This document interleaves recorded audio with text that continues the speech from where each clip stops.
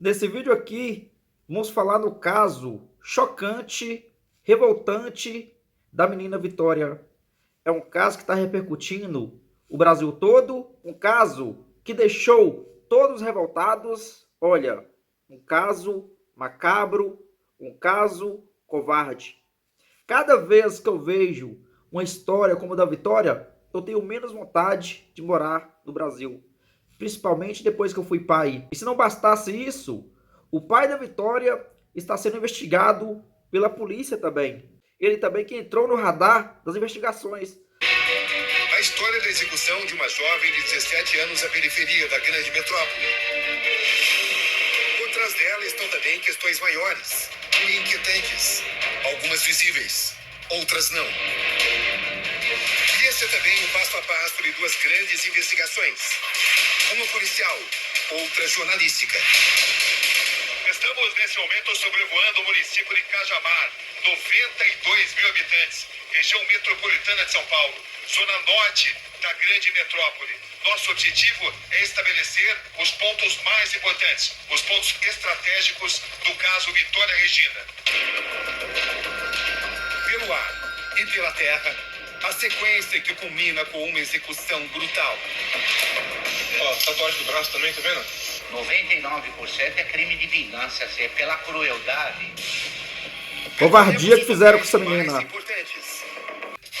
mata perder de vista. São 9 milhões e metros quadrados de muita floresta. Fica fácil compreender por que esse local foi escolhido pelos assassinos para que o corpo fosse abandonado, pela dificuldade de acesso. Esses são os homens e as mulheres da Força Tarefa que realizaram as buscas. Na tarde desse sábado, outra descoberta importante. Te acompanhamos de perto, com exclusividade.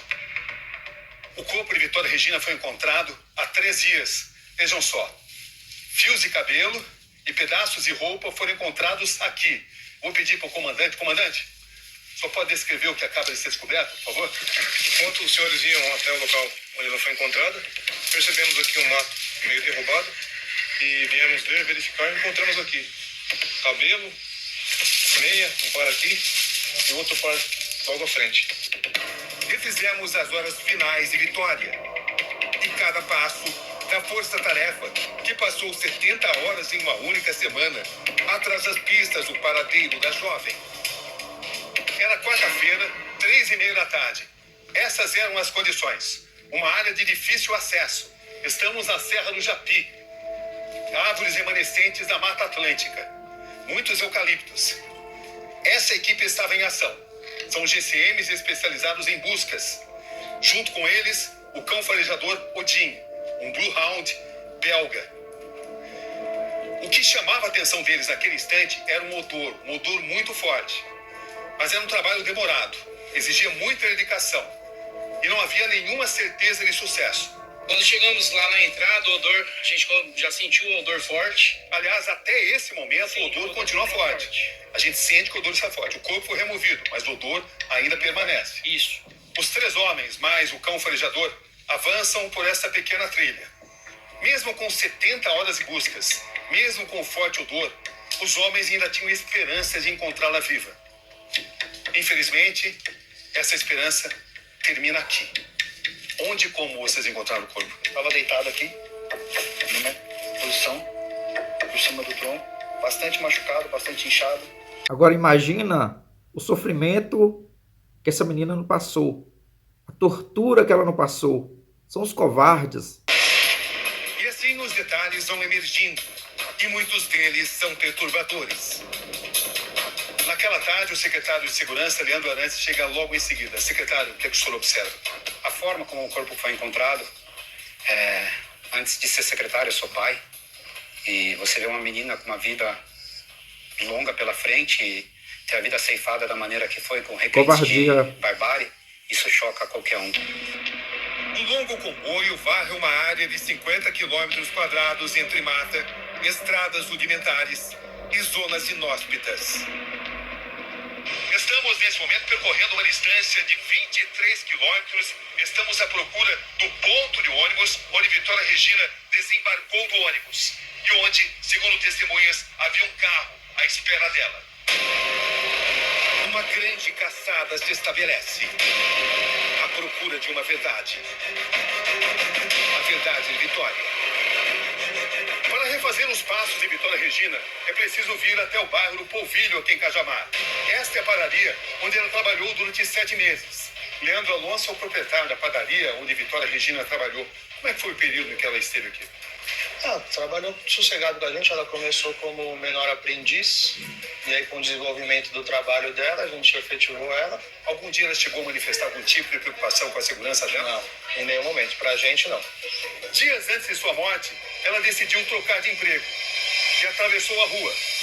Foi trabalhar... Porque tanta crueldade com a pessoa, tanta maldade. Esse é o restaurante do shopping de Cajamar, onde Vitória Regina trabalhou nos últimos 3 dias de sua vida como caixa. Ela ainda estava em período de testes, mas já tinha recebido a informação de que seria contratada.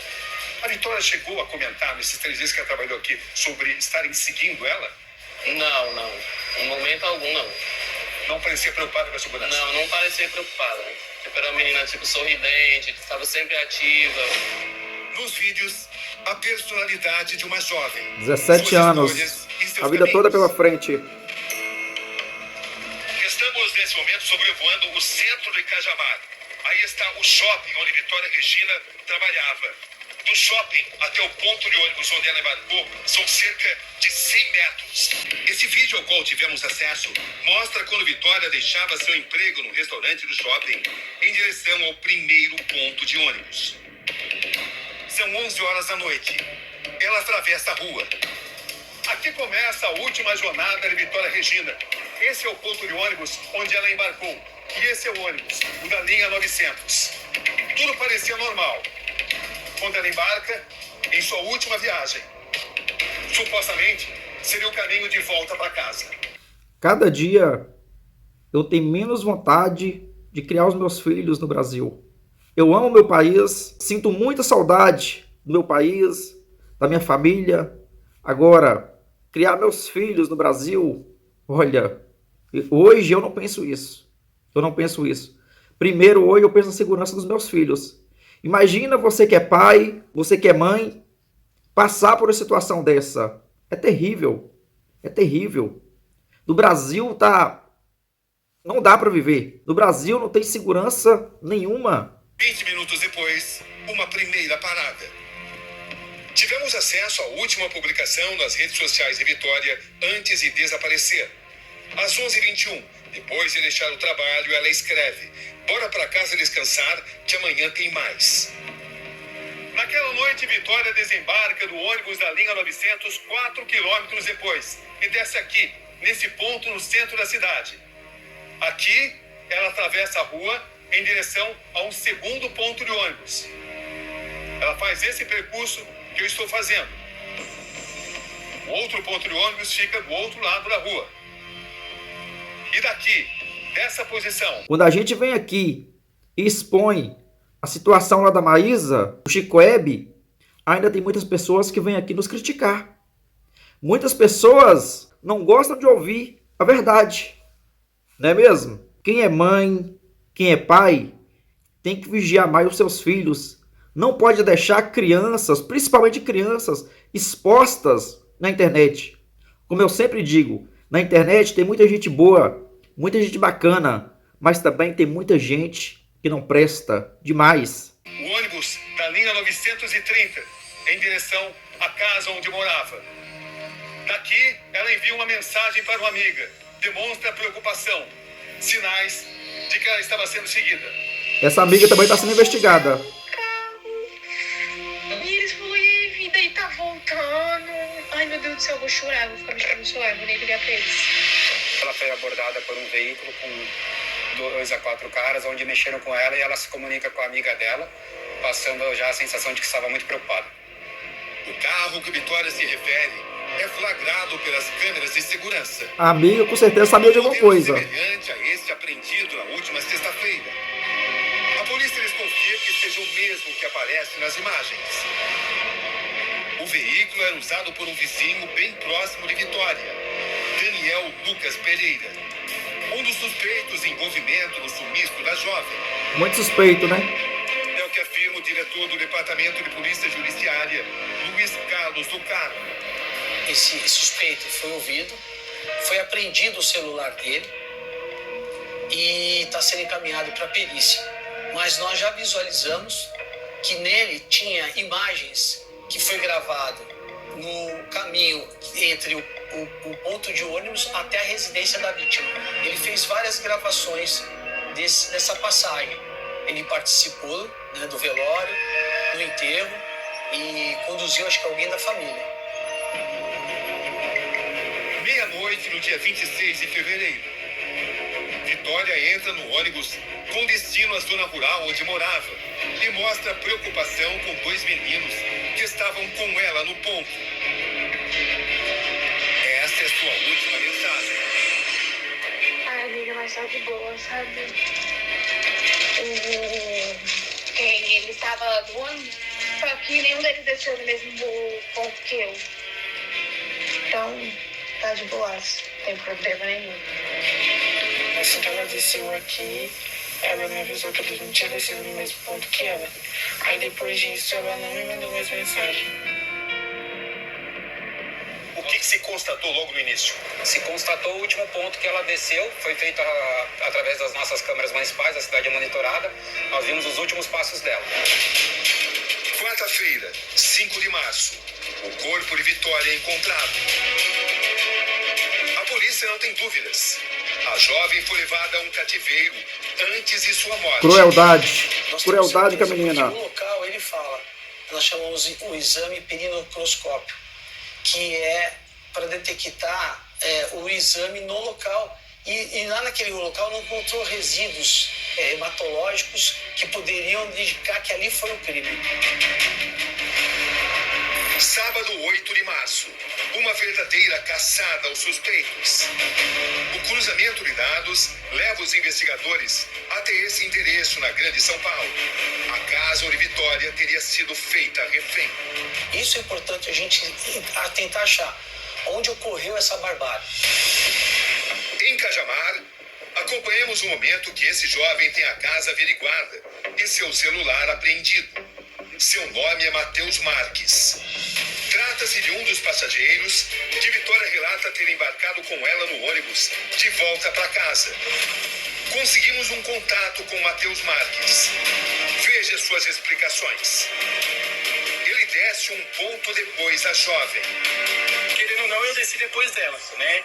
No lugar da família, no lugar do irmão, eu também queria saber as informações, né? E eu tô aí, à disposição aí da polícia, à disposição aí pra gente chegar logo aí na conclusão. Aqui no mesmo bairro de Porunduva, na zona rural de Cajamar, encontramos a casa onde vivia Vitória Regina. Aqui sou recebido pelos pais dela. São muitas emoções, desabafos e informações. Uma família humilde. O pai, seu Carlos Alberto, sofre de paralisia. O pai está sendo investigado também. A família já tinha perdido um outro ente há 14 anos. Um irmão de Vitória que sofreu um acidente de moto a poucos quilômetros de casa. Seu Carlos Alberto, dona Sandra Regina. Já enterrou um filho. O país está comovido. E agora uma Vocês filha. esperavam tamanha reação, tamanha solidariedade? Sinceramente, não. Vocês ainda estão sem chão, né? Sim. É muito difícil processar tudo isso que está acontecendo. Muito difícil. Parece que o chão se abriu e uma hora eu vou acordar. Quando o senhor notou que a sua filha tinha desaparecido? Quando deu o horário do último ônibus chegar, e deu o horário dela chegar aqui em casa e ela não chegou. Qual foi a última notícia que o senhor recebeu da sua filha, seu Carlos? A última notícia que eu recebi dela foi a própria amiga dela que passou para mim. Que tinha uns caras mal encarados no ponto do ônibus e ela tava com medo. Essa amiga sabe de mais coisa, pode ter certeza disso. Vim até a subida aqui da minha casa. Quantos metros ela chegou aqui, pelo que o senhor observou? Não dá 400 metros. E aqui ela foi interceptada, pelo que o senhor observou. O senhor sabe quem são essas pessoas? Eu tenho certeza que foi gente daqui mesmo. Justamente no dia que o carro quebra,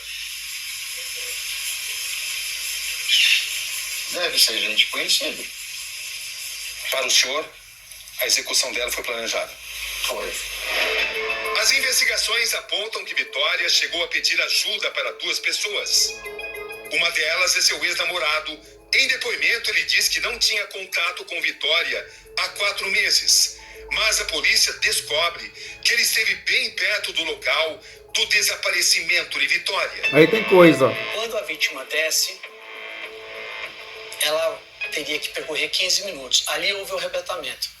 Naquele momento, nós puxamos as herbes para ver com relação a quem estaria naquela localização. E saiu a herbe do Gustavo, o ex-namorado dessa moça. No primeiro momento, conversa com os policiais e diz que faziam 4 meses que não conversavam com a vítima. Quando ele vê que ele foi contraditado com as herbes, ele muda a versão e fala que estava numa casa próxima a deles, a da vítima, junto com uma outra testemunha. Muita gente enxerga como caso de vingança, de traição, de ciúmes. O que o senhor enxerga? Ciúmes. Pode ser. Inveja. Pode ser. Existem 2 pessoas muito importantes nesse caso. O ex-namorado e o ex-ficante. O que o senhor sabe sobre a participação de cada um deles?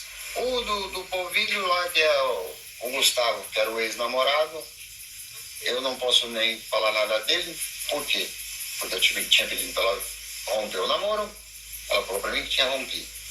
Deste daqui, eu também não posso falar, porque esse daqui eu nem sabia que ele existia. O ficante? É. O senhor só ficou sabendo depois? Só depois. Coitado, o pai nem O sabe que o senhor ficou sabendo? o que a filha aprontava. Ela estava ficando com ele. Fala-se num tribunal do crime, algo extremamente grave. Havia sinais de brutalidade. Que tipo de reflexão o senhor faz sobre tudo isso? Fizeram tudo aquilo, raspar a cabeça, para jogar o tribunal do crime. O senhor conhece esse rapaz? Conheço. Quem é? É o tal do Matheus. Isso não tem nada a ver com o tribunal. Não percebi nada de apavoramento, coisa do tipo. O que chama a sua atenção? Se é uma pessoa que cada hora tem uma versão, como é que você confia numa pessoa dessa? O senhor desconfia dele? Desconfio sim. E o que o senhor gostaria que o país soubesse nesse momento, seu Carlos? Tá vindo muitas mensagens aí pela internet que eu não tava nem ligando, que me viram eu não soltar nenhuma lágrima, só que nego Condena o pai ainda. que eu tô passando isso pela 2ª vez. É o 2º filho meu que eu enterro. Algumas atitudes do pai de Vitória chamaram a atenção da investigação. Tivemos acesso ao inquérito policial que apura o assassinato de Vitória. Em um trecho no documento, o comportamento do pai dela, Carlos Alberto, chama a atenção dos investigadores. Diz o documento: a autoridade policial aponta preocupações diversas à esperada desde o desaparecimento de sua filha e que ele teria verbalizado preocupação com um pedido de terreno para a família ao prefeito do município. O relatório aponta ainda que o pai omitiu ligações feitas à filha de um possível desentendimento entre os dois, o que teria provocado em Vitória a vontade de ir morar com uma irmã em outro local. Isso aí não quer dizer que o pai é culpado. Mas, claro, a polícia tem que fazer o papel dela, que é investigar. Mas não quer dizer que o pai é culpado. Eu, sinceramente, eu nem acredito nisso. Quer dizer, o pai já perdeu um filho, agora perde uma filha, está passando por esse transtorno todo, ainda tem que ser investigado pela polícia. É triste, né? E tem que ser julgado pelas pessoas ainda. Triste, né? Esses covardes têm que apodrecer na cadeia. Uma tremenda, uma covardia que chocou o Brasil e que revoltaram as pessoas. E não era para menos, né? É isso aí. Valeu.